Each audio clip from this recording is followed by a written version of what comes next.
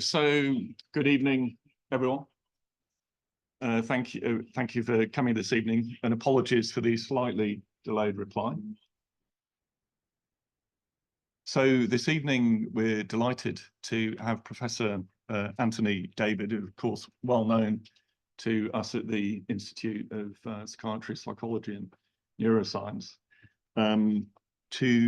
currently Professor of Neuropsychiatry, Institute of Mental Health at UCL. So today we're talking about the topic of dangers of self-diagnosis in neuropsychiatry. So this is an editorial that was published in Psychological Medicine a few weeks ago.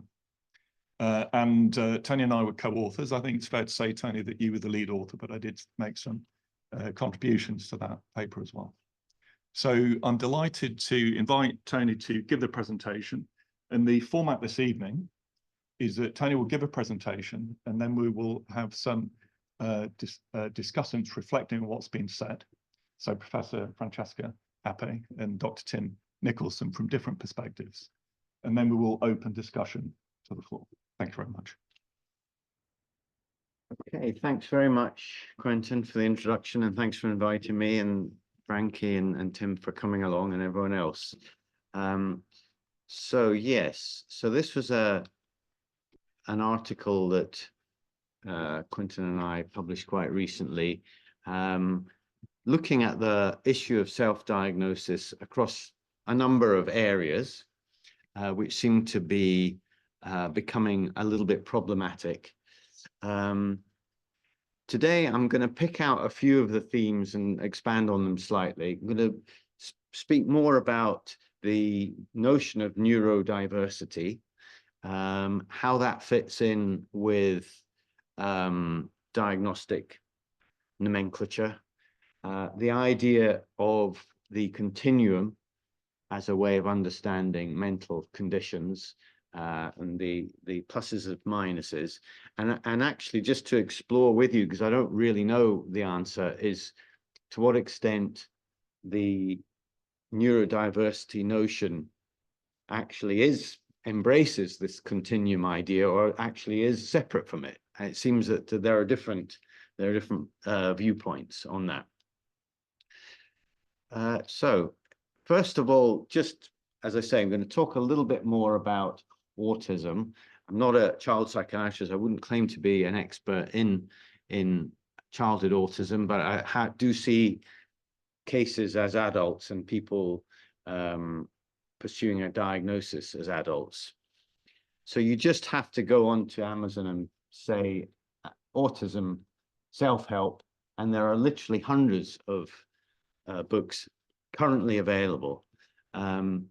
There's this one, Neuro Tribes, which is really a very impressive, interesting book, 2015, I think, first published, and a lot of it stems from that. So just to rewind a little bit, of course, this is a philosophy group, so I've got to try and get into that mindset, which isn't familiar to me, rather than talking as a psychiatrist, but really that's what I am. We could have several seminars about what is diagnosis and what does it mean and how does one make it. But I'm going to try and just simplify that a little bit to say that it has an aim. To make a diagnosis seems to be to make the practice of medicine intelligible and rational. The idea is that with a diagnosis, you can then make inferences about treatment and prognosis. You can direct research. It is, after all, a social act, I claim, that it confers some sort of status upon the person diagnosed, has benefits for them, unlocks resources, sanctions behaviors, perhaps excuses them from responsibilities, and ought to allow the flow of in-kind and material support. So this is a line from our article. Within psychiatry, the limits of diagnosis and weakness of the practice are widely acknowledged by all but the most unthinking practitioners. So I don't know whether there's any unthinking practitioners here who thinks diagnosis is absolutely fine. Nobody does really.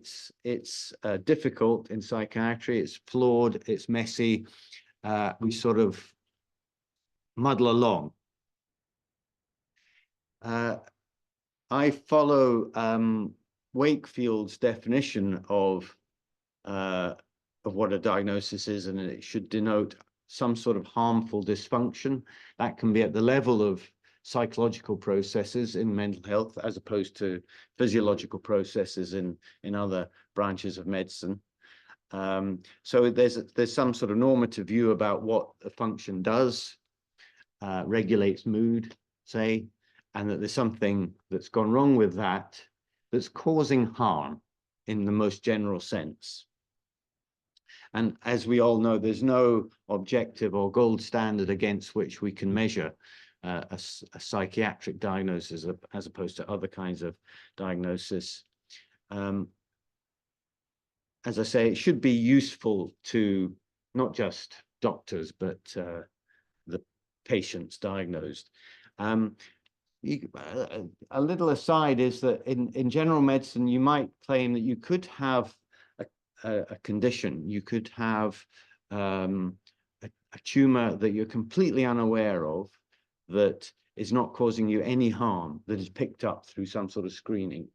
And so you would have a disease without, at that point, having any dysfunction. I don't really think there is an equivalent in mental health, really. It doesn't kind of work.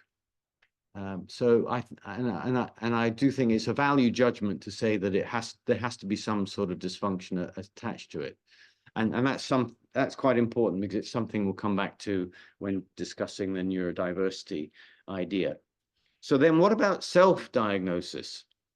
So this comes about because people with lived experience feel that, well, they're the experts in their condition, and they can decide how best to label it, and it might be different from those in institutional authority. I think initially the neurodiversity movement was saying that these that they're talking about variations in normality, and that it's rather arbitrary to set a cutoff above which someone has a disorder. And it was, in a sense, opposed to that.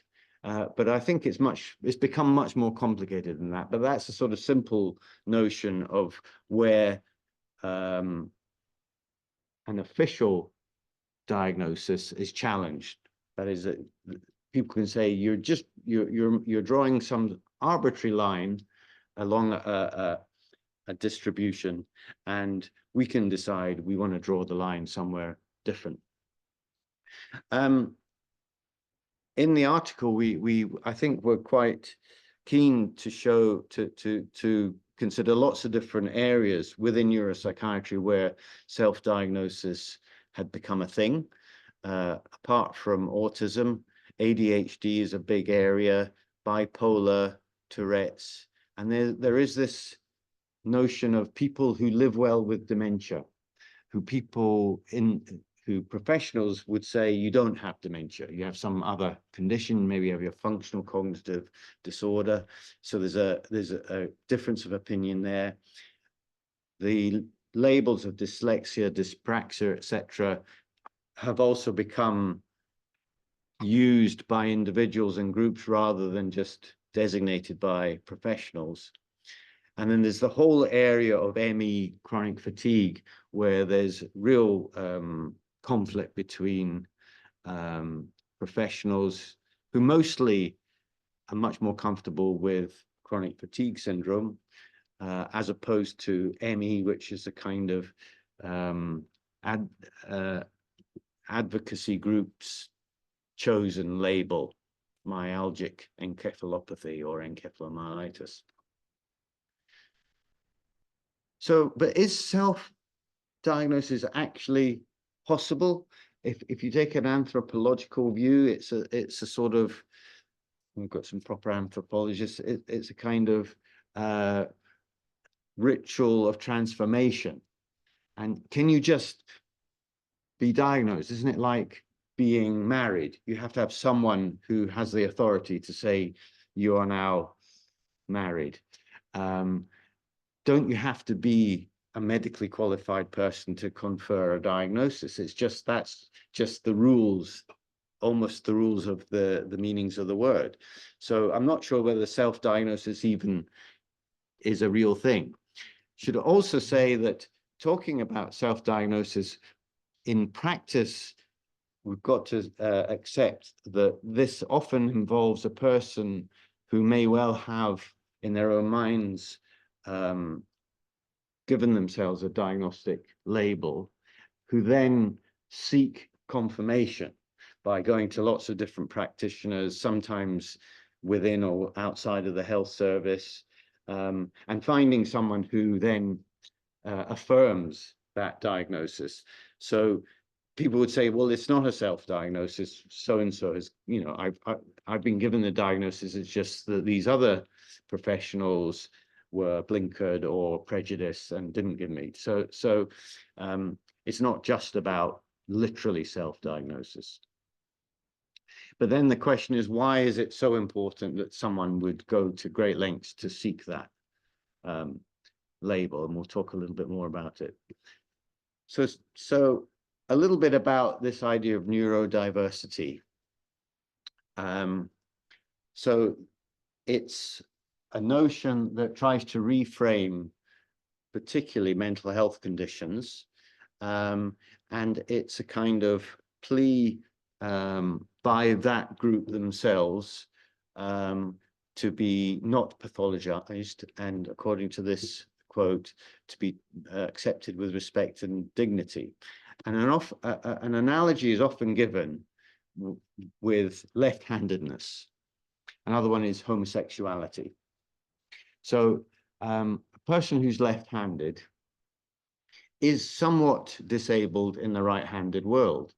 You know, gadgets and appliances are geared towards right-handedness, and people who are left-handed do have more accidents than you would expect from right-handed people, because the world is not really designed for them.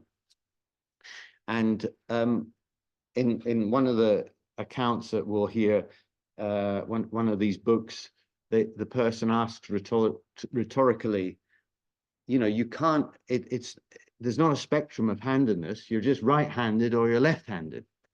I mean, that's clearly not the case. It's not a normal distribution. It's a very skewed distribution to right-handedness, but then there's another smaller peak of left-handedness, and there are people who are right in the middle. So that's, I think, a misunderstanding. Another way that this analogy is used is when people, as it were, from the mainstream say that the problem with people self-diagnosing is that you don't get the sense of severity. And that's become a very loaded term. And they will say, well, you know, you can't have severe left-handedness, or even worse, severe homosexuality. That just doesn't make sense. And of course, that would be a very odd thing to talk about. But on the other hand, you could say, well, someone could be severely left-handed if they were completely unable to do anything with their right hand. So it's not inconceivable that that could have a severity dimension. You know, I hesitate to talk about severe homosexuality without, you know, being offensive, but you could imagine, say, a person was so exclusively drawn to people of the same sex that they had an aversion to people of a different sex. You know, I don't think that really exists in the world, but it could do in theory. So according to the neurodiversity idea, this isn't something to be treated or abolished or cured. It's just the way one is. But on the other hand, there is this appeal to have special treatment, not in the medical sense, but allowances. So how does one conceptualize that? Well, one way of doing it is within the disability framework. And that is to say that a diversity can cause disability, but disability itself is a relational construct. It's a social construct, and it's about the extent to which society makes allowances for diversity. The idea being that if all the barriers were removed, if left-handed appliances were just as easy as right-handed appliances, if there were ramps for wheelchair users everywhere, then there would be no disability. So the neurodiversity view is that people are disabled to the extent that the rest of society hasn't sufficiently made adjustments. And that seems to be acceptable within the person's sort of human rights view. Whereas to say you're disordered is to, as it were, blame you for the problem, or locate the problem entirely within you and the way that normality or expectations are defined. So that's, I hope, a fair view of what neurodiversity is trying to say. So yes, so then there's this idea of not quite compatible or not quite equivalent ideas of being on the spectrum. So part of diversity means that everybody's different. We're all human, we're all connected in some way. So you could say, well, we're all on some sort of continuum, but some of us are different. We have strengths and weaknesses. But that can break down a little bit. But let's just take the idea of the continuum a little bit, which I have some issues with. So first of all, if there's a continuum and the extreme end of the continuum is designated as abnormal or reaching a diagnostic threshold, well, that's somewhat arbitrary, and who gets to choose? Also, there's this challenge to the idea that the spectrum goes from normal or ability to disability, whereas what about abilities conferring some sort of advantage? And the term superpower has been used sort of rhetorically to describe that.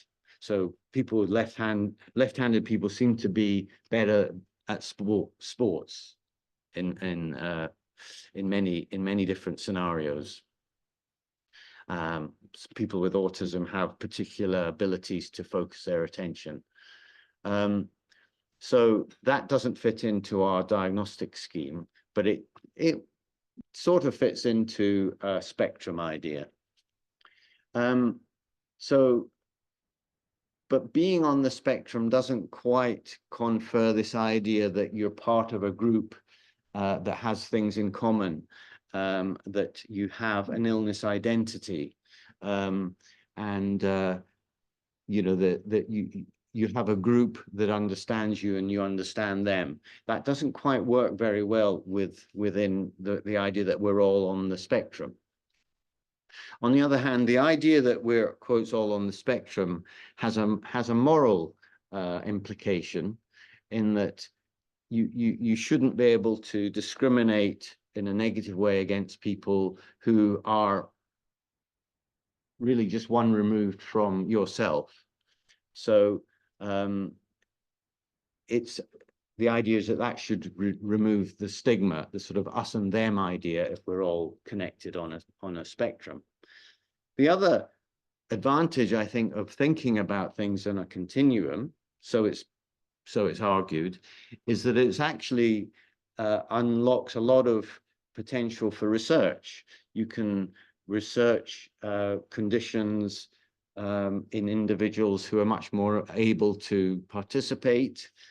You can explore quantitatively factors that on their own are very might be insignificant, but taken at a population level or multiplied may have an effect. So this elaboration of quantitative etiological factors really works when you have an idea that things are on a continuum. So especially in psychology, that the idea, I think, has been around for a long time, that diagnostic categories preclude a lot of very useful research, at the very least. Now, let me just explore that a little bit. So in physical health, it's very easy to think of a physical attribute, say height, that is unarguably simple to measure and is distributed. And you can say that people above a certain height are abnormally tall. There's no argument. Blood pressure might be the same thing. But when it comes to psychopathological phenomena, you can do that, but really, is it valid? And the same applies to physical health. So what's the continuum on which we decide a new growth is a cancer? We could say, well, maybe the bigger it is, it will reach a point at which you'd call it cancer. You know, you've got a polyp. And if it's small, it's fine. But if it reaches a certain size on a continuum that you can measure very accurately, then we're going to call that cancer.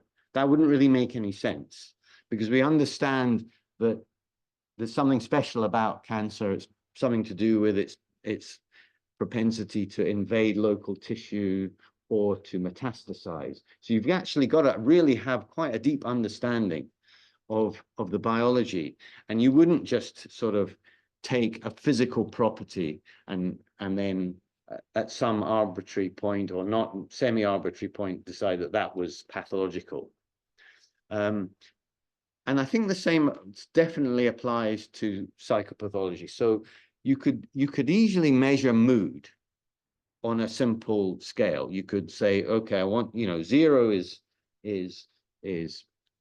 perfect mood, 100 is the worst depression you've ever had, or 0 is fine, 100 is terrible. Where score yourself on that scale, could measure it across the community, but you probably wouldn't want to say that, well, anyone who scores above such and such has depression, because you'd want to say, well, okay, it's mood, but there's also, what about feelings of guilt? What about suicidal thoughts? And they could be measured on a similar scale.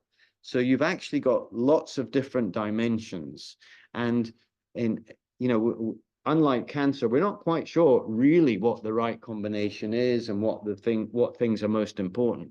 But there is a feeling that there are several continua, there's several dimensions, and it's some sort of combination of them all that add up to an entity that, if we call it a diagnosis, is likely to have some utility. I mean, autism would be quite a good example of that, because that classically there's disorders of communication, but there's sort of repetitive behaviors and so forth. So there's at least 3 dimensions. And one could go on. So hallucinations, you say, how many voices do you hear? And if they say 3, then that would be worse than 1. Well, no, we want to know other things about the voices, about their, do they cause distress, how real they feel, how intrusive, etc. So simply adding up things or placing things on a simple continuum doesn't necessarily bring about a good diagnosis. There are multiple dimensions. Okay, so not to labor the point. So that's an illustration. So there may be several simple dimensions or attributes that can be quantified in that way, or they may be simply things that don't lend themselves to dimensions, but clusters. And I think traditionally a diagnosis works best when it takes things in clusters. Okay, so here's a quote just to go back to this idea of the power of a diagnosis and what it does positively for an individual who embraces it. So here's a quote taken from a blog. I used to visit and revisit a dozen times a day what was wrong with me. Why was it easy to make friendships and so hard to keep them? Why did I feel overwhelmed in noisy, crowded shops? Why did I prefer reading to socializing? And so on. What a diagnosis did for me was reduce all these complex questions into a simple answer. I am autistic. This knowledge helped me in so many different ways. It allowed me to understand me and made our relationships happier and healthier.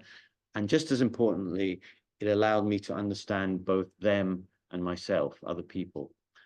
This changed my view of myself so that today, instead of seeing myself as broken, I see myself as different. Much of what we struggle with comes from misidentification of our needs and differences by ourselves and others. For example, our executive function can be seen as laziness, our difficulty in interpreting social rules as rudeness, and so forth. So there's quite a evocative account of what it means to have a diagnosis. Now, you could say, well, why do you need to interpret problems in a pejorative way? Why don't you just say you have executive function deficits? Why does that have to be laziness? You have difficulties interpreting social cues. That's part of your personality. Sorry to interrupt your Sash. So you could have a world where you didn't necessarily rely on a diagnostic label. It's just that people were much less judgmental. Would that be as good? My genuine question about this is how enduring it is. If a person has had difficulties lifelong and they find a way in which it is apparently explained and a peer group and there's a feeling of belonging and an illness identity which is positive, how long does that last? Or does it fade when the true nature of some of the difficulties intrude? I don't know. I honestly don't know. And that's, I think, probably an empirical question. So back to this idea of whether diversity and being on a spectrum are the same thing. So saying you're on the spectrum has become in itself a little bit of an insult, a sort of offhand way of talking. People, it seems, in the social media don't say I'm on the autistic spectrum. They tend to say I'm autistic and prefer that, and don't and reject or resist being told, well, yes, you're on the spectrum. And just to jump one of the bullet points, don't like being told, yes, you have autism, but in your case, it's not very severe. Because I've seen people with autism who are, are non-verbal, who are very, require a lot of support and have a lot of needs. They would say, it's not up to you to tell me how severe a thing is, because you don't know my life. You don't know how much I'm covering up and camouflaging and adapting. Plus, the other point, rightly, well, those other difficulties that you described could be described as not the core of autism. They're added complications.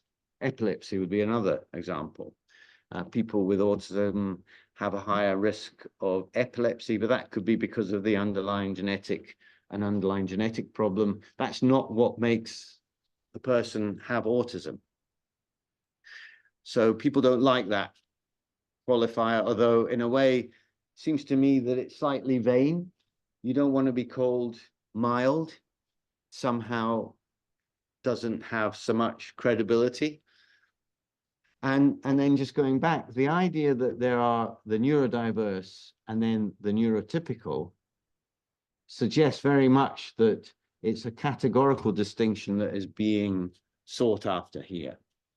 And hence, there's a move away from a continuum idea.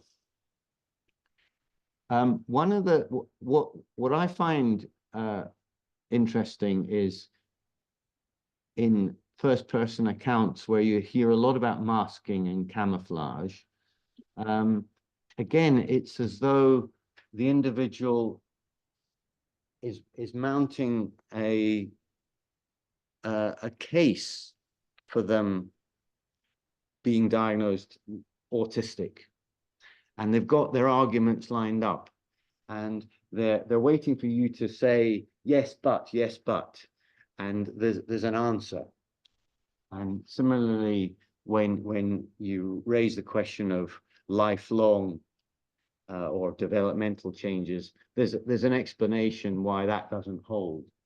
And there's also recourse to things like sensory overload to describe unpleasant feelings in response to sensory stimuli, but to give it that very mechanistic sort of label, which seems to sort of push the person into a diagnostic category. So I think there are problems with self-diagnosis. They may be wrong. All diagnoses could be wrong. And then that might preclude the person having genuine support and help that might be more effective. If you rely on the individual themselves, they're very likely, as we all are, to have a recall bias. And that's particularly important when it comes to conditions that by definition ought to occur in early childhood. The person making the self-diagnosis is by definition someone who is attempting to take control, has certain skills in the world. So despite what they might say, they're likely to come from a milder end of the spectrum, if you like. And that might disadvantage people who are at the other end of the spectrum, if one takes the spectrum idea. And the appeal for the condition to be taken seriously may be counterproductive if the person is portraying themselves as having the condition severe or not, when trying to make a case against other conditions for funding, etc. So people who are less articulate will tend to be marginalized and even find themselves in an excluded group. In terms of the stigma reducing effects of the neurodiverse model, I think this is a double-edged sword, and this is something that Quentin and I discuss quite a lot. There is this idea that in the public imagination, all the talk of people being autistic, it comes up in court cases where the person is claiming autism as a mitigating factor, and it's often for quite difficult and undesirable behaviors, stalking, cyberbullying, etc. So there's a worry that the person starts to accrue those negative associations, even though the whole point was to try and avoid them.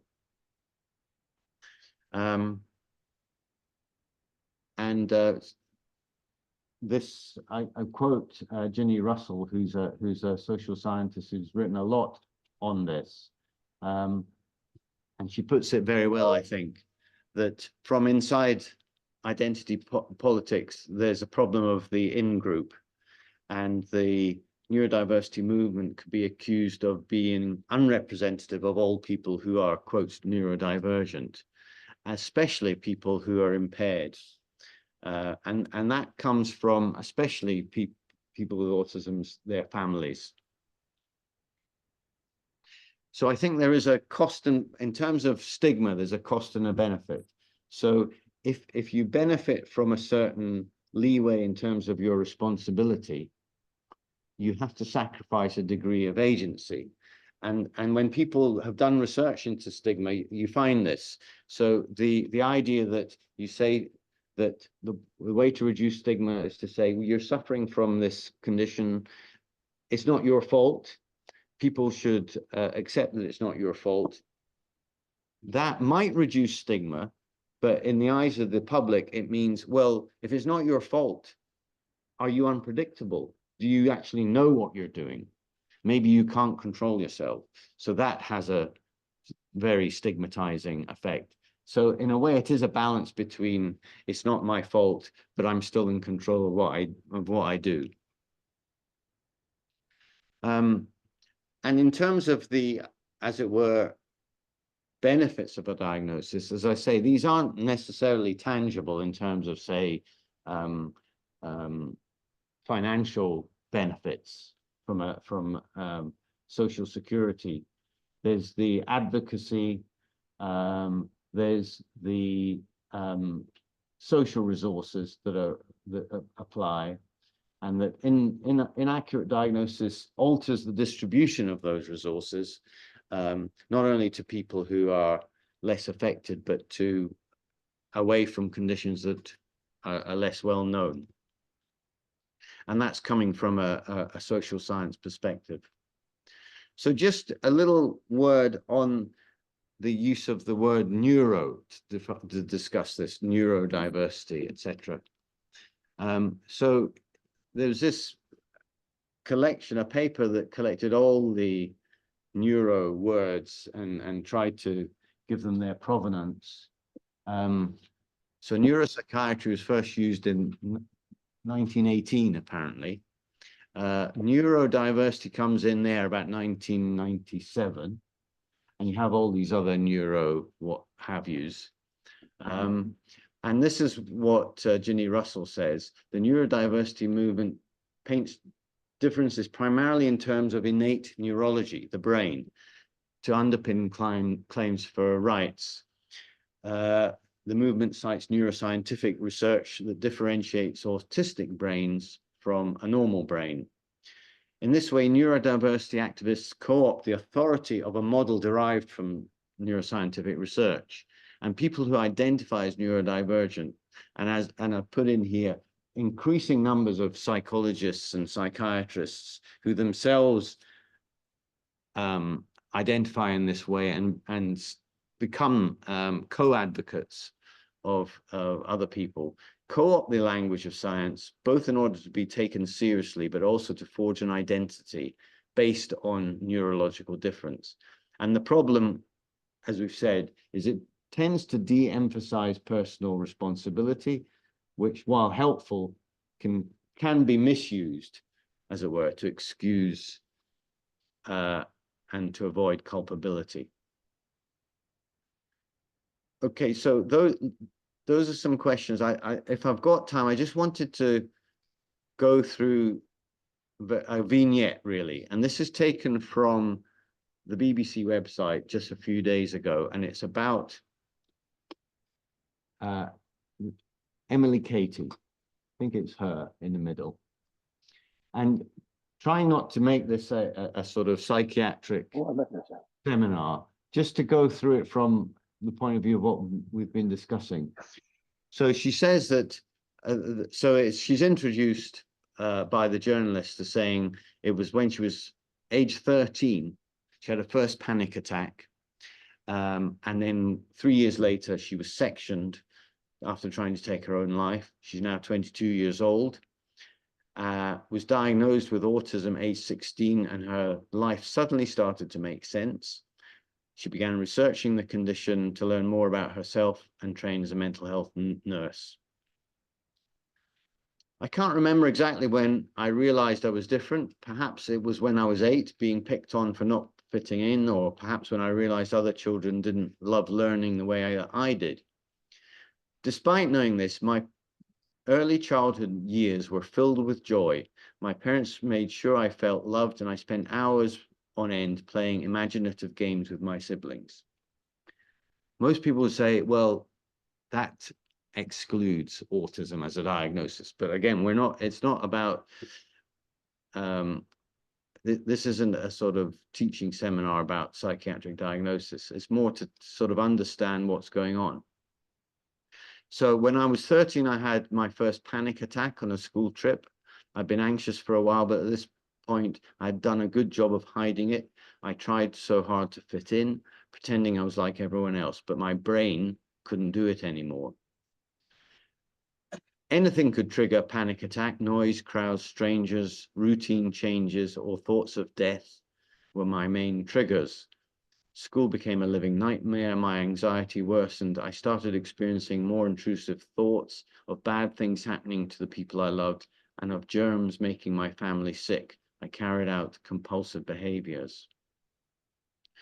So again, you could say, well, this sounds like anxiety, quite very severe, with obsessive compulsive problems, thoughts about germs.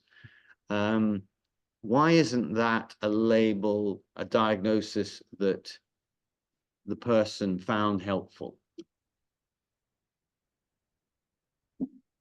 Age 14, I had some cognitive behavioral therapy. My school put in place reasonable adjustments. But despite me rocking under tables, running away from school, having to be taken off site when there was a fire drill, sensory overload, nobody suggested I could be autistic. I had friends. I got A stars in all my subjects. I spoke eloquently. I was just anxious, they said. And again, it's why is it just anxious? Why was that actually said? Let's ask that question. Or why did the person hear that word qualifier? 2 weeks after taking my A-levels, I attempted to end my life. I believed that I wasn't made for this world, and the world wasn't designed for someone like me. My parents were devastated. I was admitted to a CAMS unit informally. My distress escalated. I demanded to be discharged, and then I was sectioned. Despite having the most meltdowns I've ever had in such a condensed period of time, and despite my notes listing autistic trait after autistic trait, my doctor said, I don't think you're autistic. I think you have high social anxiety. This was after my parents and I had questioned it. My notes also read, Emily has hysteric attacks when she does not get her own way. But this was because my routine had changed. Noise became overwhelming and I didn't know how to cope. I have no idea how my autism was missed when it was so obvious.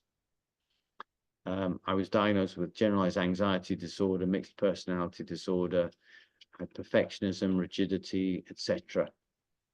So easily described as a distressed autistic person. I was fortunate that my parents would pay for a private autism assessment, which was supported by my CAMS team. Shortly before my 16th birthday, I sat in front of a psychiatrist who told me, I think there's one explanation for everything that you've been through, that is autism. In that one single moment, my whole world changed. Although I understood very little about autism then, I felt immense relief, like everything that had happened to me wasn't my fault. But it didn't really end. The next year was rocky, with a second admission to the unit and months under the home treatment team. I was angry. I felt like I'd been sectioned because I was autistic, not just because of growing up masking in a world not designed for me. I felt the actual act of being sectioned was because my autistic brain was not understood. It goes on, writing's always been my way of processing things. I set up my blog, Authentically Emily, and began to write about my experiences. Been able to learn from autistic people and to work in the online advocacy space. I became a trustee for the charity Autistic Girls Network, and the anger of what I'd been through turned into anger at what so many autistic girls were going through all over the country. This was my motivation for writing my book, Girl Unmasked: How Uncovering My Autism Saved My Life. So there she is, and there's the book. I didn't want other young people to go through what I had. A particular nurse had helped me on the unit, so she swapped her psychology degree for mental health nursing. I was desperate for neurodivergent young people to understand why they feel different, to understand how their brain works, and to be properly supported to be able to thrive. Last January, I was diagnosed with ADHD. This helped me understand the things autism didn't fully explain. And of course, now there's a sort of autism ADHD combined label that's being talked about. While, like, why it takes so much willpower to focus in conversations and not interrupt people, and why my thoughts have always seemed to race around my brain at 100 miles an hour. I wish I could have shown 16-year-old me the future. I love working with neurodivergent children, and becoming an author is a childhood dream come true. So I think a lot of the issues are contained in that sketch. We've talked about self-diagnosis, the authority of professionals to make that diagnosis. Is that the only way it can really be? The use of diversity as a non-medical continuum concept, because you're neurodiverse or you're neurotypical, but it also avoids the diagnostic threshold and simplifies the criteria away from a syndromic view, which includes dysfunction. And yet the idea that this is less severe is something that's really strongly resisted. Self-diagnosis actively seeks or justifies diagnostic labels through a really rehearsed, motivated description of the person's phenomenology and history in order to fit. It makes claims on the benefits of diagnosis, if only in terms of mitigating and reframing problematic behaviors, but requires reasonable adjustments and therefore falls into the sort of disableist network approach model. The diagnostic labels are attracted to a neuro or brain basis, which again, perhaps it's about lack of blame, but you could easily say, well, personality is something you're born with. It's something rather immutable, or at least very slow to change. And not getting into the problem of personality disorder, which is obviously highly contested. Why is it not enough to say, well, that's just your personality? You're a person who prefers doing things solitarily. You prefer environments that you can control. Some things you like, some things you don't like. That's just the way you are. Why is that not enough? And the claims about stigma, I think, are very complicated and often misfire. Often stigma-reducing interventions end up unwittingly increasing stigma. Okay, so that's all I had to say. I'll be very interested in your thoughts.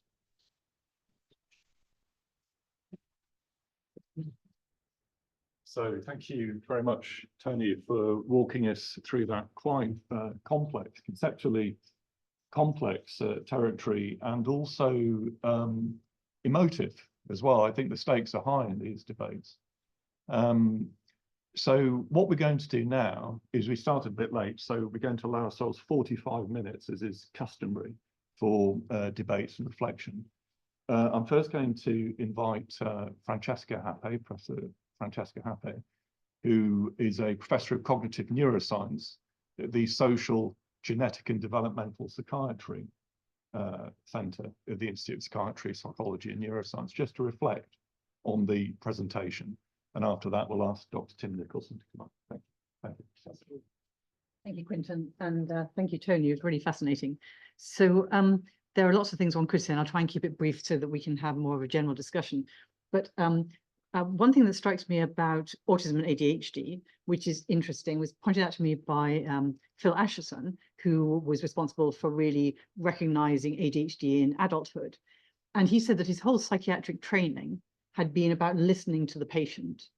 And suddenly, when it came to ADHD, you didn't listen to the patient at all, traditionally. You just looked at them. You looked at what they did.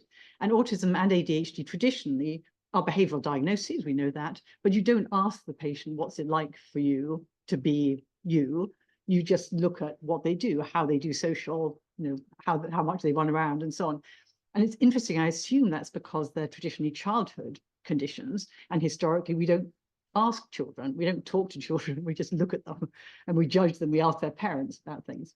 So I think there's something interesting about the importance of first person experience, which is sort of fundamental to some of these questions. Now, a lot of what Tony very helpfully said was about this notion of dimensionality. Should we think of autism as a dimension? Should we think of it as categorically different? And Tony's exactly right. There are many autistic self-advocates who really dislike the notion of we're all a bit autistic. And they'll say, well, you can't be a bit autistic just like you can't be a bit pregnant. Now, my answer to that is that it really depends on the level of analysis that you're talking about. If we're talking about behavior, then you certainly can put everyone on a continuum. Now, I agree with Tony, it's not one dimension, it's many dimensions. So I would think instead of a spectrum, about a constellation. But if you think about these different dimensions, let's say social communication, rigid repetitive traits, or you can choose other dimensions for autism, you can still identify an area of space where you're extreme on all dimensions and where your preferences and behaviors and tendencies and interests are far enough away from the average that the term neurodivergent, which really just means you're far away from the numerical average of the population, you can define that space, I think, in a perfectly meaningful way. So behaviorally, I think you can put everyone on a continuum. I agree with Tony, it's not helpful to just add things up like the AQ, the autism quotient does. I think we should at least maintain that people are high on those different dimensions, high in social and in non-social traits. But behaviorally, that's fine. Genetically, it seems that the dimensional approach is correct.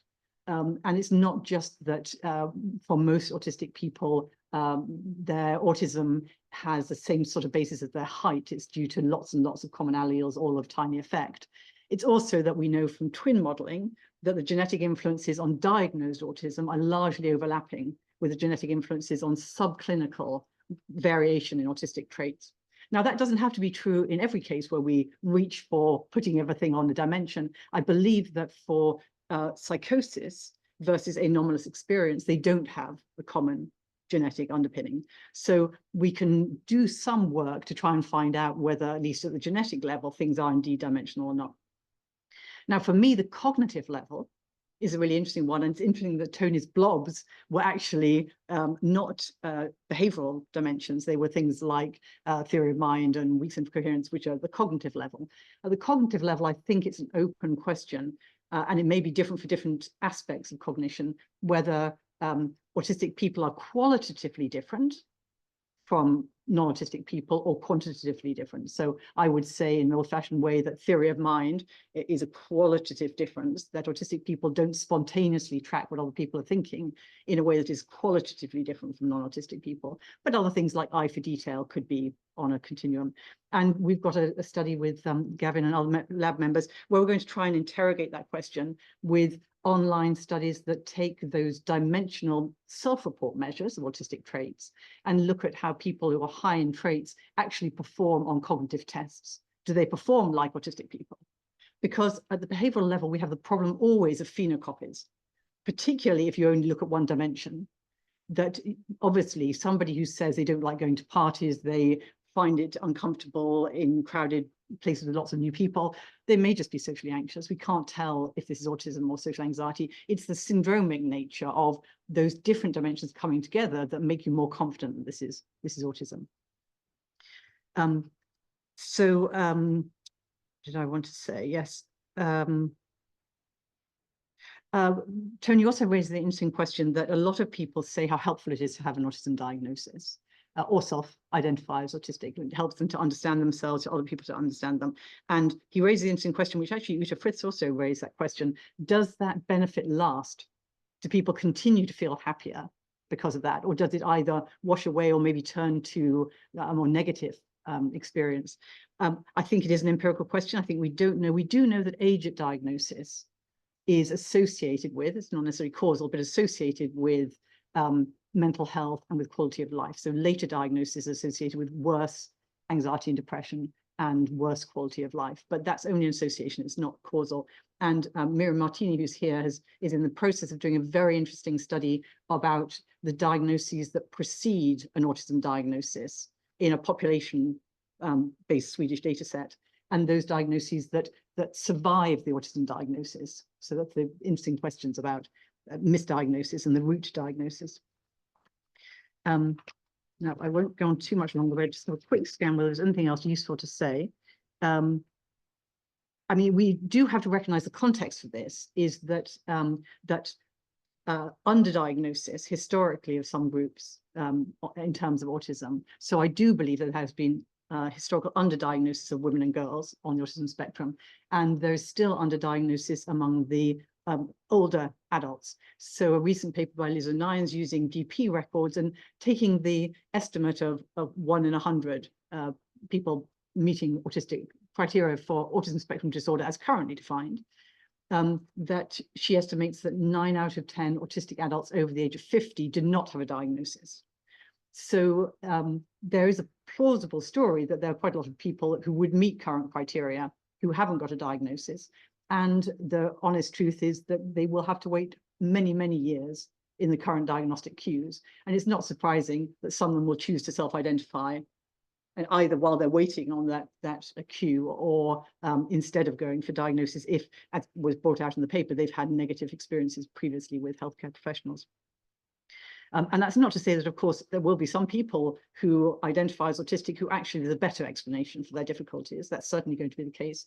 And it's troubling that actually, if you look across even just England, equivalent diagnostic specialist services have very different rates of diagnosis. So in some places, everybody who comes to the door pretty much gets an autism diagnosis, which can't be correct. I mean, it's very unlikely to be correct. And in other places, maybe only a third or a quarter will get a diagnosis. May also not be correct. But if self-diagnosis is problematic, actually at the moment, clinical diagnosis is also somewhat problematic. And part of that is to do with where we make that cutoff. So Tony said, well, if it's a continuum, it's arbitrary, where do we make the cutoff? That, as Tony knows, the current diagnostic process should be that the cutoff is where you are impaired by your traits. So it doesn't matter whether you have lots and lots and lots of traits or a medium number of autistic traits, but if they're impairing in your everyday life, that is a criterion for diagnosis. Now, I think actually in diagnostic practice, a lot of people don't use that criterion. And that may be because of that consideration of inner experience. So if somebody says, well, yes, I'm holding down my job and I have a family that, is functioning well and that I love, but you don't know how much it costs me to manage those things, that's very hard to argue against. But it doesn't fit the traditional notion of impairment, which is actually I'm losing my job and I can't keep my friendships and so on. And that's how my autistic traits are impairing me.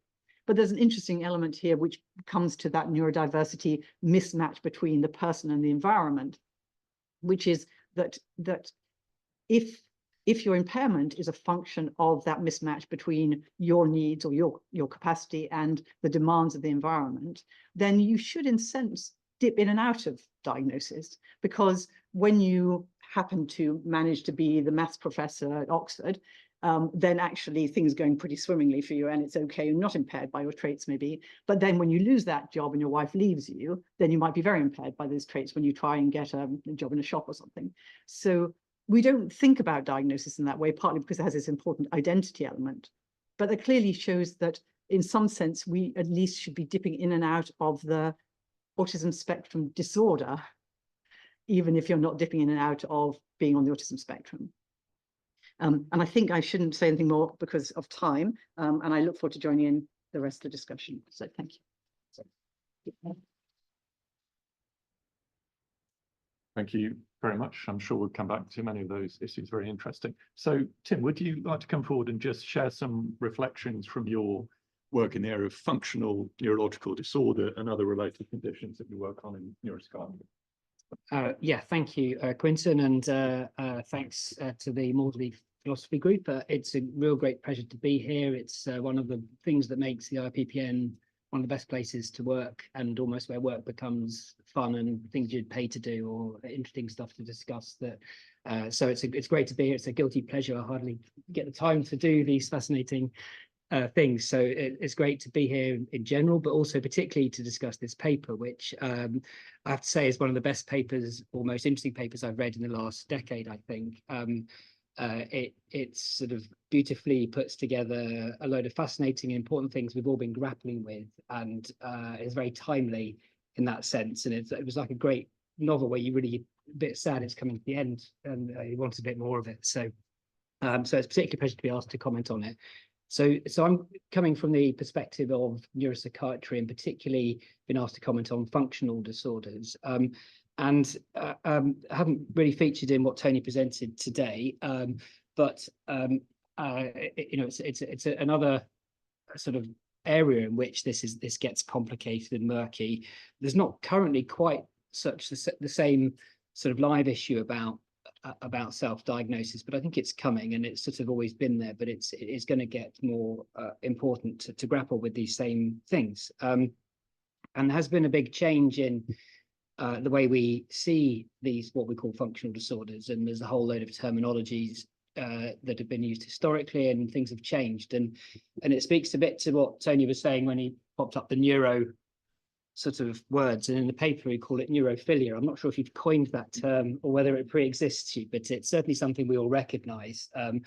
Is that I think neuro credibility essentially, and it sadly speaks to the ongoing residual stigma around mental health that we still have, that it's much more acceptable to have a neuro something than it is to have a psyche something, and that's, I think, something to come back to. I think that this shift in our understanding of disorders that are really physical symptoms that are not due to obvious physical disease, and the historical models have been quite simplistic psychological model. And of course, those of us in neuropsychiatry, and I think most you know, deep thinking psychiatrists, psychologists, and other mental health professionals will understand that it's not one thing or another. It's a different way of seeing the same thing, and I think that has been taken a bit further with slightly sort of pushing back and rejecting, not completely, but certainly the complete hold of a stress and trauma model for what essentially physical symptoms that were presumed to be, you know, just psychological, simply psychological. And of course, what's psychological, and we all know that's you know, it's a biological process, just a very complicated one, and it interacts with the environment perhaps, and with volition and agency more than other conditions do. But that's a lot of where the stigma, I think, comes from.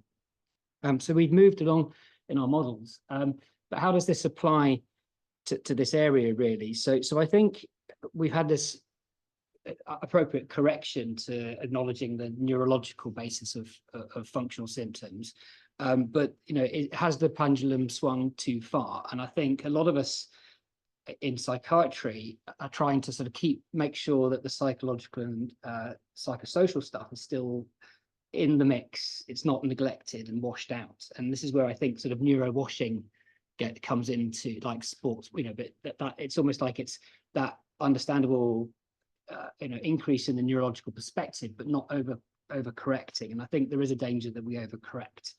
And I think the other issue, that's linked, but it's more the patient movement is clearly, again, completely appropriate. And and I've been, it's one of the big advances that's not in any individual field, but it's happened across medicine, is that listening to patients and also taking their views not only as seriously, but often much more than outweighing the views of professionals, whether it's clinicians or researchers. It's that primacy of patient opinion, and I think it's exploring whether there's a limit to that. And I think we almost can't say when it's overstretching, and I think that's something that's hard to express and it's difficult to do. But I think it's important to factor in, when do we start to say, well, actually, yes, you can be an expert in your own experience and you can be an expert on certain things, but then whether you've got the diagnosis or not, is that appropriate? Do you have the clinical expertise to make that call? And similarly for research topics and research, interpreting research, or even setting research agendas, which gene and oncology, a cancer specialist should be looking at, is clearly not for some, I wouldn't want to wade in on that, let alone somebody who's got cancer. So it's like, what mechanism, where do we start to put the limits on patient views, and where, and I think there's an important debate that isn't really surfacing yet around that. And I think the other problem with functional disorders is that they necessarily respond to placebo treatments more than other disorders. So that is where having the wrong diagnosis can get you lots of wrong treatments, because you end up seeing alternative medicine, or sometimes even frank quackery, that can actually get you better, but it's not getting you better for the right reasons, and the symptoms will pop up again because your model is of something that's another explanation. So that's a problem that needs grappling with, and it's difficult to express sometimes. There are also other difficult things to express about functional disorders, in that there's more of an interaction with agency and volition and engaging with treatment, and concepts like secondary gain come in and are very hard to have sensible discussions about. So motivations to get better, but it used to be that was thought to be just, but that's something that applies to all disorders. You need to be motivated, engage with the physio if you're, well, as I know too well from my Achilles tendon, and I was rubbish at engaging with the physiotherapy,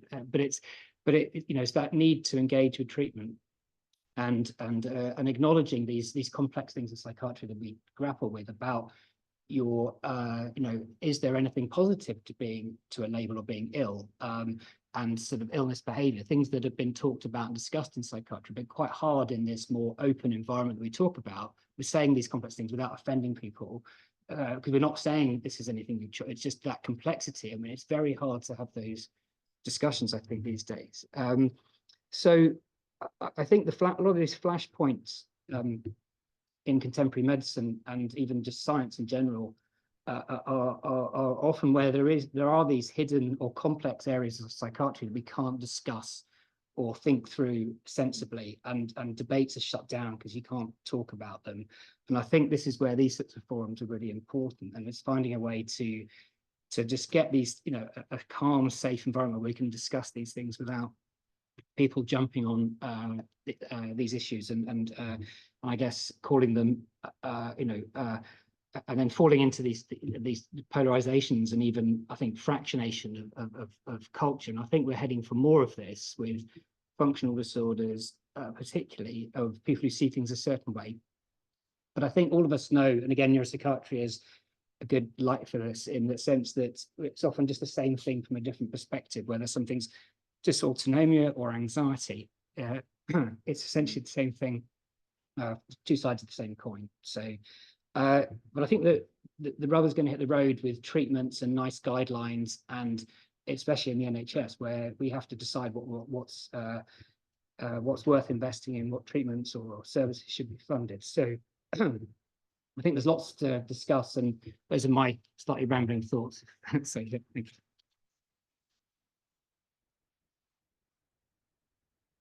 Thank you so much. We have an opportunity now for some comments, questions. We've got people online as well. I'm sure there'll be some comments and questions coming in. One thing which struck me just listening to the various presentations is one of the strands here, and this is certainly complex territory, there are many strands in this debate, this issue, is the issue of lived experience. So it's this concept which has gained traction in recent years.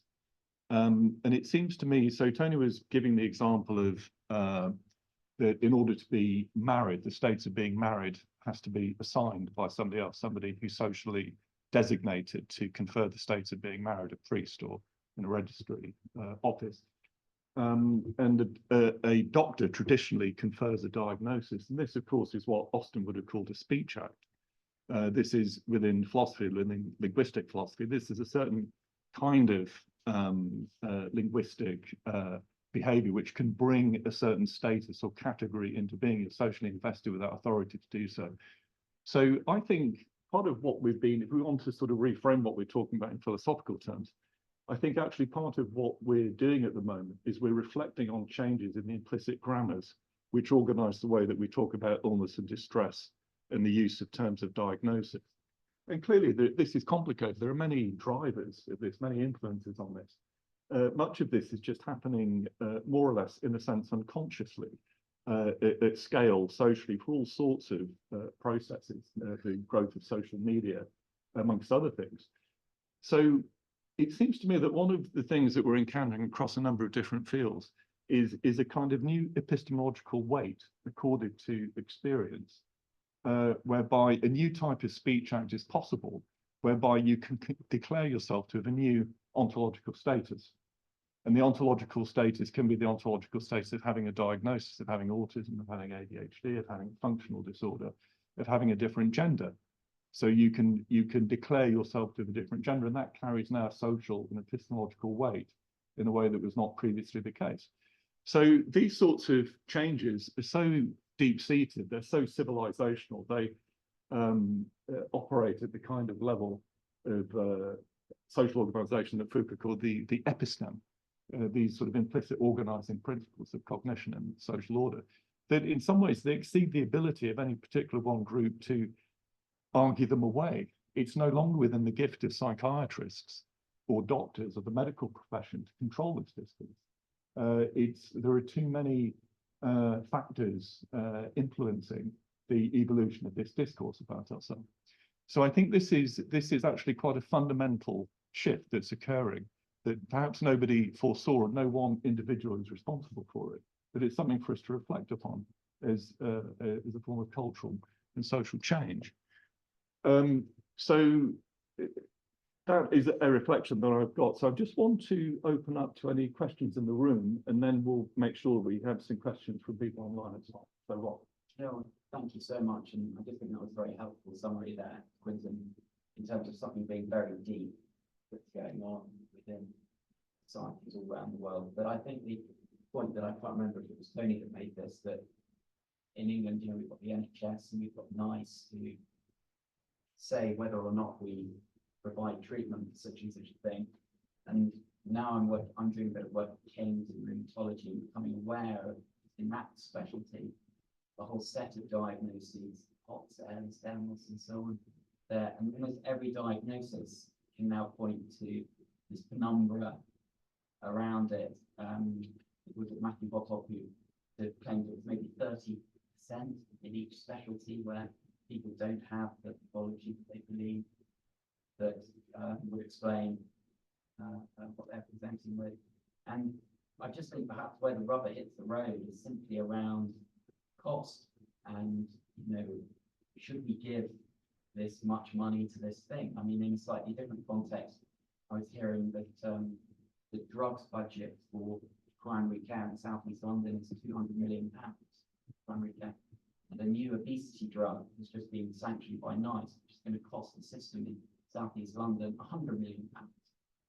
Well, you know, how do you, at some point that's, you know, in the functional sort of, is it just that people without a condition are, as we understand it in medicine, of course, in psychiatry, it's much harder to count perform any tests, discriminate one from the other, but clearly this is in play across medicine.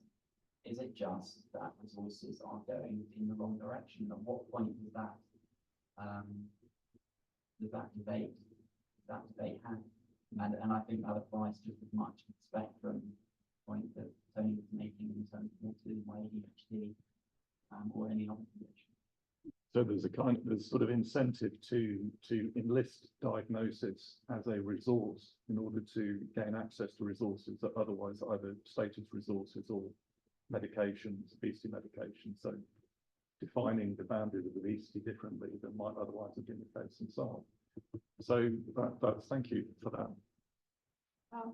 Jackie. Hi, I'm a child psychiatrist, adolescent psychiatrist, and I want to respectfully take issue with the comment that you made, Professor Happy, that I think Phil Ashton, that came through Phil Ashton, and he spoke about how in child psychiatry, we don't really question the child, and perhaps the difference between diagnosing ADHD with a child versus an adult is that in an adult who's respect what patients say about themselves. I actually feel that, well, first of all, collateral history is very important in psychiatry as well. But I sort of wonder whether what we need to be doing is modelling the assessment of the adult and the assessment of the child. I mean, there are drawbacks in that. It takes a very, very long time to do a proper assessment for ADHD of a child. And if the assessment is rushed, then it's far more likely to end up as a diagnosis of ADHD in my experience, looking at in our service, we brought in a private provider with a very long waiting list. And if you look at the results of that private provider's work, there's quite a few patients who are either really sort of puzzled over whether or not they had a diagnosis yet they were given one, because they were working under pressure and then to clear the waiting list. So, and I wonder whether the process should be slow. I mean, it's untenable, but I think the process should be slow, because what we do is we do talk to the child, especially if they're over the age of 11, but often if they're under as well. We put more weight on their age of 11. We talk to the child's school, we talk to the parent, we talk to any other significant relatives who might have an opinion, and we try and bring all of that together with things like SNAP and other semi-structured type interviews, just to make sure we've got it right, because we're starting a child on medication that might impair their growth, disrupt their sleep, affect their appetite. So I think it's really important to get it right. And I think, you know, for adults as well, there are serious consequences for being on medication. You know, you can start to have psychotic experiences. So I wonder whether the model should shift. Also, there's a recent paper in the BMJ which seems to imply that if you give somebody, particularly a child, the diagnosis of mild ADHD, that doesn't necessarily mean that they will go on to benefit from that diagnosis. At least that's what the paper interprets the results as being. Potentially, because it's some self-limiting diagnosis. You're given this diagnosis, you think there are limits to what you can achieve, therefore you don't achieve. So, so that was a very long way of saying, I kind of think the adult model should change, and I think that regardless of who makes the diagnosis, there needs to be multiple perspectives on it, and there needs to be the benefit of time. We need to get to know our patients, they need to get to know us, they need to get to trust us. But unfortunately, the current model of the NHS, a lot of that isn't possible, and I think that's why we've ended up in the situation we're in now. I'm just making quite a correction. I certainly didn't mean to say that child psychiatrists and pediatricians don't talk to children or listen to children. I think I said historically, it's that we, meaning society, didn't listen to children. Yeah. You know, seen a lot. So So it definitely wasn't to say what you do. now we do. Yeah. We're realizing things. Thank you very much. Hi, so my name is Jason. I'm a higher trainee in medical psychotherapy and general adult psychiatry. So just for context, I think this sort of talk was really helpful, really resonated with the work I'm doing now, which is sort of in NVT and psychodynamic work, where quite a lot of the interaction we have with patients trying to find meaning or trying to avoid this label of personality disorders is really relevant. And so I guess some comments more from a cultural, philosophical sort of aspect is that, you know, it's got me thinking about what diagnosis means not only for the patient, but also for the clinicians. And, you know, there's just always age-old conflict between the synthetic approach, which is, trying to categorize things in a specific laws, trying to categorize into boxes to make us understand, or the idiographic thing, which is that every individual has a unique experience. And I think what's good for the development of the field may not be good for the individual, because the main struggle for the individual is that they're trying to be seen and understood in different ways. At the beginning part of the talk, there was the idea of diagnosis being linked to harmful dysfunction. I think that also brings out a lot of questions, which is, the idea of dysfunction is linked to social cultural expectations. And so there's a relative threshold where it flagged and noticed. But, I see this and experience it a lot in medical school, but obviously you have a cohort of right individuals who, even if they take a dip from their function, is still seen as relatively functional. So depression, anxiety, those things get missed because it's very easily masked or sort of, sort of compensated for. And on the other side, you have people who are already dysfunctional, and so it's harder to tell when they get worse or when they have a different disorder. But also, I think from a psychoanalytical stance, I think the main thing we need to look at is why they're saying, or why they resonate with a specific diagnosis, what it's trying to convey. We talk about primary and secondary gain, but there's also sort of the unconscious gain. And something I see in NBT specifically is borderline of emotional unstable personality disorder and wanting to change it to complex PTSD. And you could argue over the semantics of the avoidance patterns and things like that, but I don't think it's about that. It's about people wanting to be seen as complex, that their difficulties are difficult to surmount, but also that they live through trauma. I think that's what we're trying to convey. And so, formulation from a trait perspective, both adaptive and maladaptive, I think would be really good for the individual and will help in terms of engagement, cooperation with the management. But then this causes a problem with categorization and psychiatric research. So, what's good for us as a field may not be so good for the individual. And, as you sort of alluded to, how much resources do we have to do that? And again, it's linked to NHS and how the service is delivered. So I think those are Thanks very much. answers to them. But Very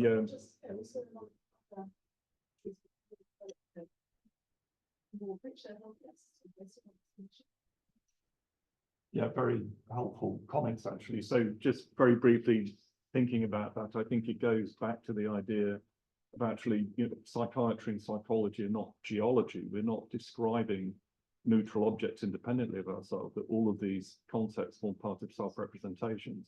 And there's a certain kind of social groundedness and plasticity and historical contingency. And so what human beings are doing as agents is they're navigating the world within the concepts available to them to further their projects. And so this, I think, raises an important question actually, and it goes to the heart of so functional neurological disorders definitely, but also actually ASD and ADHD.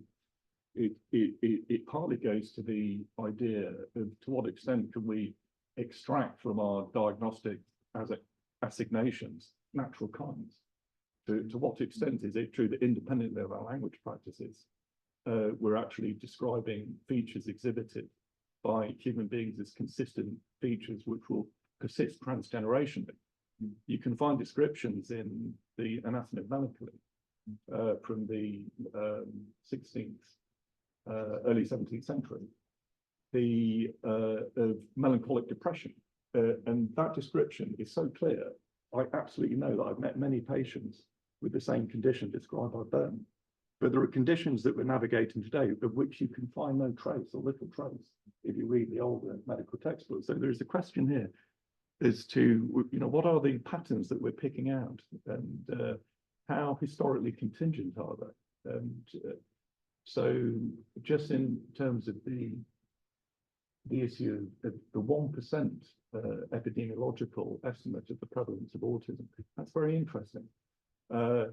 So the way that those diagnoses are assigned, I know that when Terry Brewer did it in adults, he was essentially people administering, using epidemiological sampling, administering the ADOS.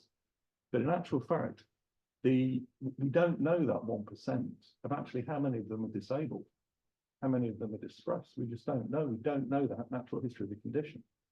We can select people epidemiologically and assign an ADOS to them and say you've got people with autistic spectrum disorder. But in itself, it doesn't give us an insight into Are these people historically who just attracted different diagnoses, regarded as a bit odd, or just sailed through life? Not, it just functioned more or less. In the example you gave. If they don't imply the impairment criteria, Yes. which they should, because that's part of the diagnosis. So therefore, and again, I'm not trying to sort of be problematic for the sake of it, but is the 1% therefore a safe estimate? There's no ground truth. Yes. Not a blood test we can give to confirm. So. Yes. Yeah. So food for thought. Food for thought. So do we have anybody online that? But I mean, I did wonder if people might want to just come. I don't think people want to come on and just ask their question. We've got a couple of long points. Maybe Maria Cedar. You may not want to, which is completely fine. I can reach out. If you want to, Just read it down. we might have to do gallery.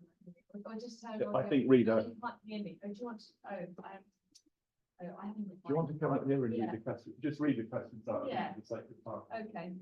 You want to do it? Yeah, sure. Okay, this is quite a long one. And so I might ask them, but we've got another one here. So we've got one from Liam Gilgar. It's getting a lot of thumbs up. I think we need to be open that private sector has created a money-making industry out of neurodiversity for folk who can afford it, who are likely to be have less dysfunction. And the private sector are part of the equation, which may undermine finding accuracy or truth. And there he's asking, do the experts agree?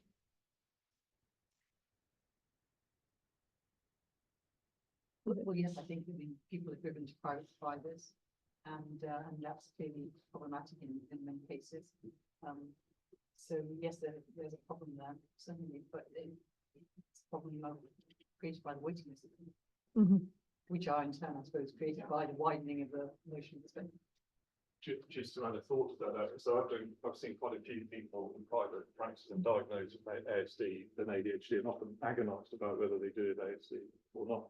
What you do find, which is very interesting, is people who are extremely high functioning and who have autistic characteristics that don't actually meet the dysfunction criteria, or perhaps in the example that you gave, I mean, people who are financially brilliant running hedge funds or in other, often actually in the financial services industry, but run into problem because of co-emerging mental health problem influenced by the presence of an LSD like OCD, or relationship difficulties, or political work problems, sometimes being blindsided by work politics and getting badly ripped off, that kind of thing. But yes, it's the actual, on the whole, the cohort that you see is interestingly different from the cohort that you'll often encounter in NHS services. But as another reflection, there's no doubt that there's diagnostic malpractice in the private sector. There's absolutely no doubt about that. If people would like to turn their cameras on and make their point, I think yes, go ahead, Maria, if you'd like to. Oh, let me read it out. Sorry, I'm sorry. I'm doing too much. Yes, I can read it out. This is from Maria. So just saying, revisiting the debate of whether anxiety or personality might be enough to explain why someone might be the way they are. A, why would personality anxiety be a more fitting explanation for some diagnosed autistic people, but not others for who we argue their difficulties are explained by autism? In other words, what would make personality and not autism a more fitting explanation? And is this a more fitting explanation for everyone? And there's a second part, B, assessing whether response to treatment for anxiety versus adaptations for autism better help the person their quality of life would be a way forward in understanding why people feel an autism label and not anxiety better explains their difficulties. I don't know if anyone wants to comment on that. You might want to stand at the microphone. Yeah, I mean, thanks for the question. I'd throw it back that why is it that there's no treatment for autism in the crude sense of a drug that you can take, and even if there was, people, if they're true to the neurodiversity beliefs, they would say we don't want it. So in a way, it's a pure culture. So the only point of the diagnosis is because of what it conveys psychologically or in terms of meaning. Unlike ADHD, where it's all about getting the drugs. So I don't know what happens to people who like the case we described, autism and ADHD, very committed to neurodiversity. Presumably they don't want drugs for ADHD either. Or I don't know, maybe they make a distinction. So why is it that autism is not, if it really is a neurodevelopmental condition about the way the brain has developed, for which there's no real cure, and even if there was, maybe it wouldn't be appropriate. Why is that desired so strongly by some people? And why is it different from it's just the way you are, it's your personality, which similarly doesn't have any treatment implication? It still offers you a challenge to how to live a good life, how to fit in with others, how to find, you know, soulmates. So, you know, I don't know the answer. Why is it such a strongly sought diagnosis? And the problem in the 50-year-old person who comes and wants this diagnosis, unfortunately, I don't think one is going to have an honest exchange, because you'll say, well, why wasn't this picked up when you're a child? And you'll get a pat answer. Well, no one was interested in it back in those days. They hadn't heard of autism, and I just got on with it, and I masked and I camouflaged. You're not going to really have a discussion about, really, is that it, or is that just how you feel now, and how would it help? You know, so getting to a space where you can have a really honest discussion about that with the individual, I think is now quite difficult. Yeah, thank you, Tom. It's fascinating issues. I'm at risk of being a bit greedy, which is to ask questions both Frank and Tony. Questions. Frankie first. So we've worked together on something called the Mental Health and Justice Project, so there's this idea of justice. So can we, I mean, neurodiversity, trying to understand what this is. So it seems like it's definitely a claim about difference. Be acknowledged as different. But is it also a claim about justice? So it's that with some idea that you need protection, you know, like biodiversity, an endangered species or a species that's outlined needs to be protected. So, and protected because historically one has been oppressed. So it's those two things combined. It's the idea of difference combined with a justice claim. Maybe that's one way of understanding what we mean by what neurodiversity is getting at. I think that's right, and I think also the flavour that Tony's brought up, which is the sense that it's not my fault. I can't be expected to find it as easy as a neurotypical person to say the right thing, or not to put my foot in it, or to cope with the bright lights. So there's a sense of it's different. You know, that sense of difference. I mean, just in response to Tony's point, I think one aspect is to do with parsimony. So the person who has sensory sensitivities and can't cope socially, and they're very rigid and repetitive in their thinking and so on. Yes, we could say you've got a tolerance for uncertainty, and you've got anxiety, and you've got sensory, but when you say autism, that actually encompasses all of those. And it's also a shorthand, isn't it? You can say, so you can either be in the restaurants explaining embarrassingly to the waiter that you'd like your pasta with absolutely nothing on it. Or you can say, I'm sorry, I'm on the spectrum, I just like it plain. And in a sense, they're not going to come back and say, well, you really want it plain, what kind of a so there's a shorthand of saying that this is just a thing. Many other people have this thing. And there's during your trial. You join trial, you're not alone, you're not the only person. You know, otherwise there's this, and it has to be said for the people who don't get diagnosis, and it's amazing how barn door some people are come for diagnosis first at 50. I mean, they weren't diagnosed because autism criteria were much, much narrower. Most people had intellectual disability when they were children. They got the diagnosis. to some of Barn Door, and they've all come up with an explanation for why they've made a mess of some social situations. And it's usually that they're stupid or they're bad. And actually, the explanation that no, you're autistic, you're different, is likely. I mean, whether it's sometimes not the right answer. Yeah. Yeah, so the question Tony I had is, there's a very good history of DSM-3 that's written by somebody called Anna Decker. And she shows in this history something which I really haven't realized, which is that Robert Spitzer's the great achievement of DSM-3 was the multi-axial system. So it wasn't just all it wasn't all this stuff about, you know, criteria sets and liability and stuff. It was the multi-axial system. So the multi-axial system, as you know, introduced this distinction between axis 1 and axis 2 disorders. So an axis 2 disorder was inherently a spectrum condition. It was inherently dimensional, and that was where you put autism, you know, with personality. And so it's not a clinical condition, it's not a clinical diagnosis, it's a dimensional construct. And you understand it in relation to what else is going on in people's lives, you know, stresses them. So do you think that part of what the conundrum we're in with all of this right now, the diagnostic point of view, is just the fact that we've been the multi-axial system, we've been the distinction between axis 1 and axis 2?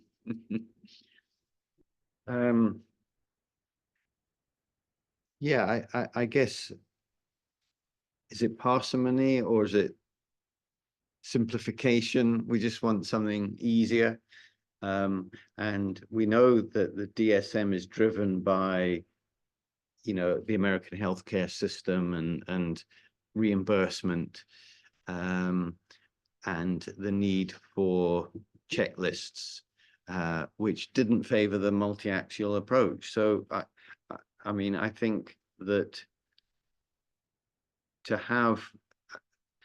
be able to talk about things in dimensions and categories at the same time, it would be very helpful if that was commonly adopted. It still doesn't quite answer the what we're seeing, which is this psychological need for certain kinds of diagnosis. Is it that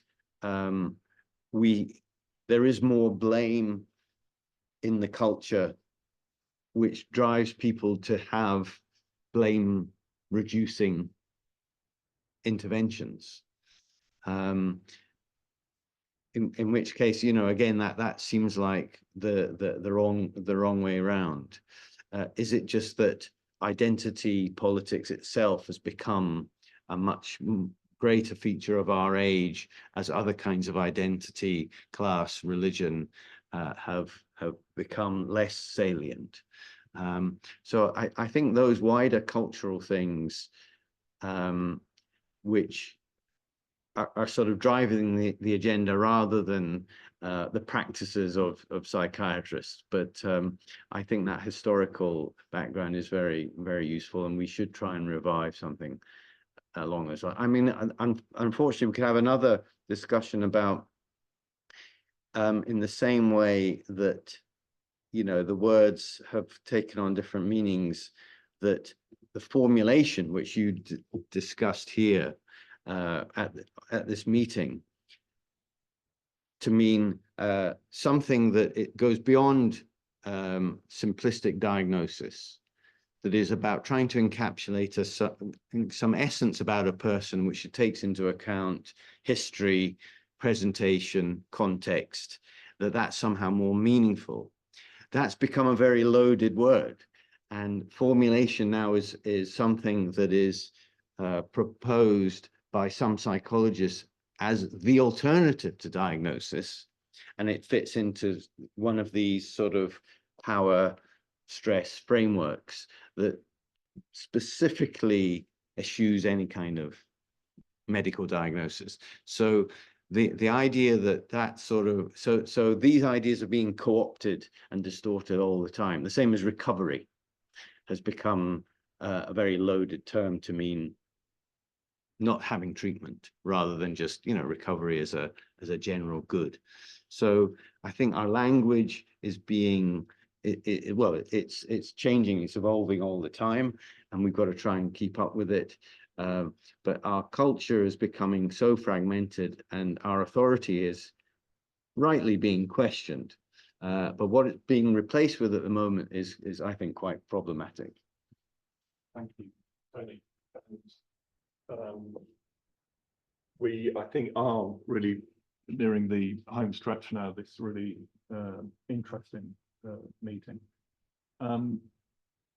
There's one thought I just wanted to share, actually, listening to you talking, perhaps even almost by way of clarification, perhaps just to remind ourselves that what the heart of what we're talking about is self-diagnosis.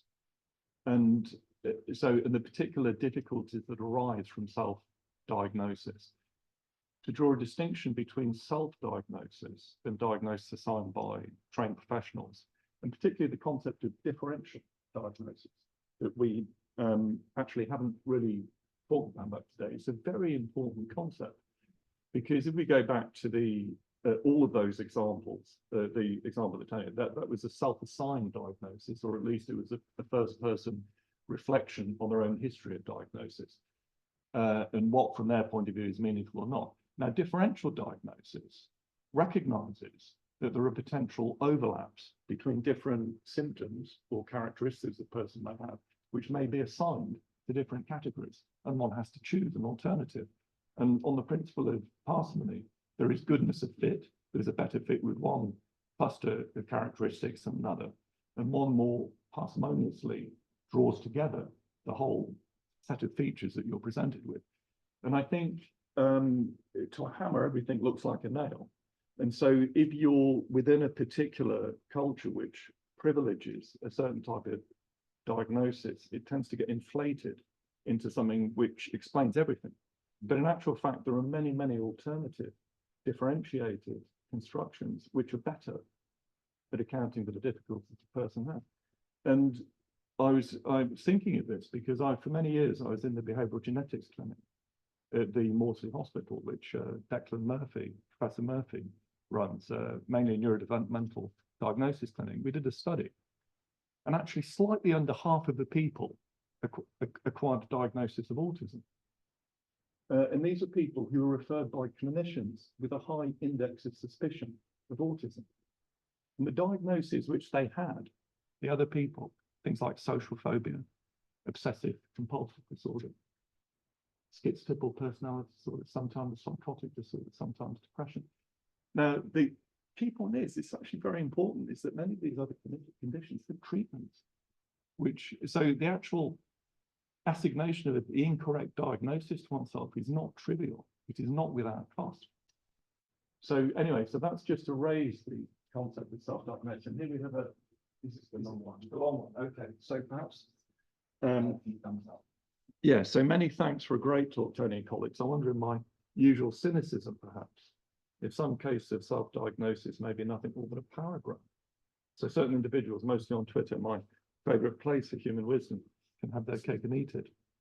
It seems that they're in a permanent state of self-contradiction, both pro and anti-neuroscience when it's convenient, both pro-disability and against severity dysfunction, claim to promote agency yet denying personal responsibility. How can one in good faith endorse such doublethink in the name of kind-hearted validation for not being offensive? That's from Clara Humpson. Thank you, Clara. Tony, do you want to comment on that? No, I agree that the politicization of this topic is, makes life more difficult. But I also wanted to take you up on what you were saying. I agree very much with this idea that we shouldn't forget differential diagnosis, but also, as well as that, there's the importance of de-diagnosing or undiagnosing. And there's very many great examples of a person coming to a place like the Maudsley and being told, no, you don't have schizophrenia. Like, Bob Cawley's famous case of Janet Frame, who was about to have psychosurgery. And he undiagnosed her, and she went on and had a very productive life and an intact brain. So that's important. And one of the perhaps downsides of the neurodiversity autism is that does imply that that's just the way you have been and will always be.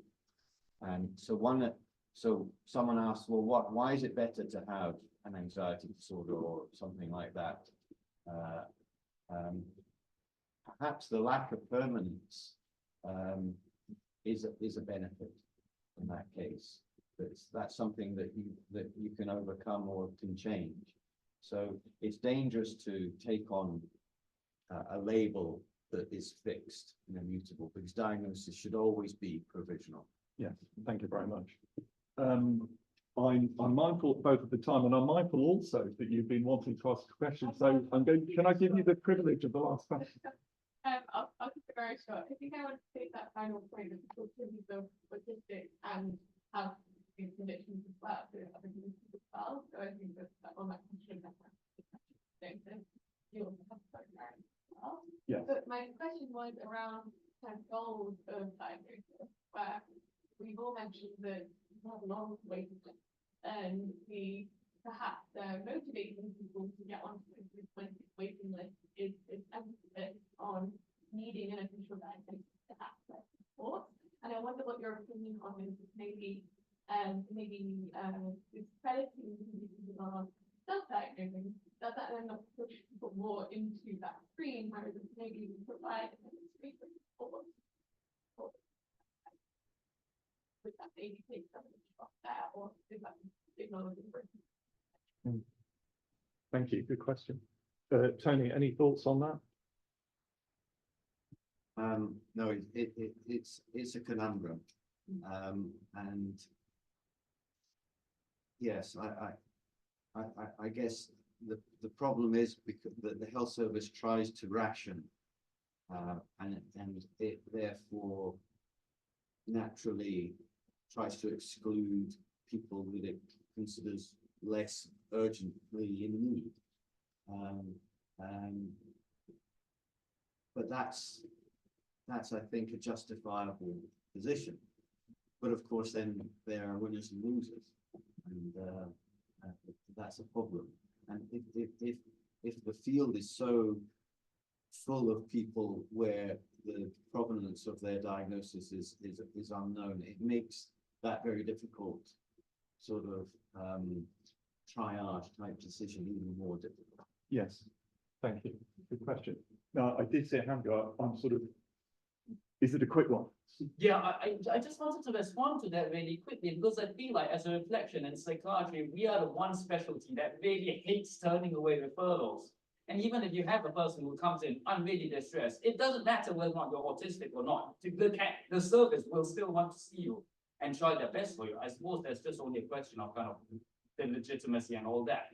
And the last thing I wanted to say is, the talk was titled Self-Diagnosis in Neuropsychiatry, but I feel like a lot of the arguments we've been talking about, we gradually veer towards non-neuropsychiatric conditions, and I do think a lot of what we said can be applicable to basically self-diagnosis generally as well. Yeah, absolutely. Yeah. Thank you so much for that.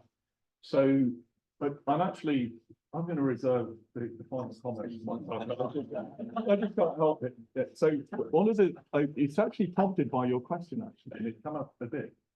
I do wonder actually that what's happening is that I think society is, for many people, and many people, I think, are experiencing life as more difficult. And I think diagnosis is being enlisted as a resource in order to mitigate the stresses that are working through society in all sorts of ways, educationally, in terms of disability, in terms of unemployment, and so on. And I think this is really fundamental, and then that's intersecting with the social media phenomenon of sort of peer-to-peer learning, sort of de-authorization of authority figures, flattening of social hierarchies. And I think also this epistemological change, actually, of this sort of lived experience of this precedent now for people to assign new statuses to themselves, and that for that to be considered uncontestable, morally uncontestable. And I think we're now in this kind of meeting point of these different trends. So in the UK case, the austerity has a lot to do with it, actually, as a trend. Life is very tough for lots of people. So anyway, perhaps we can conclude on that point. So thank you very much, everybody.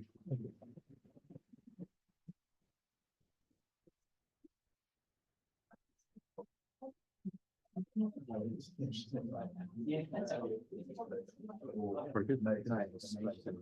Brilliantly chaired.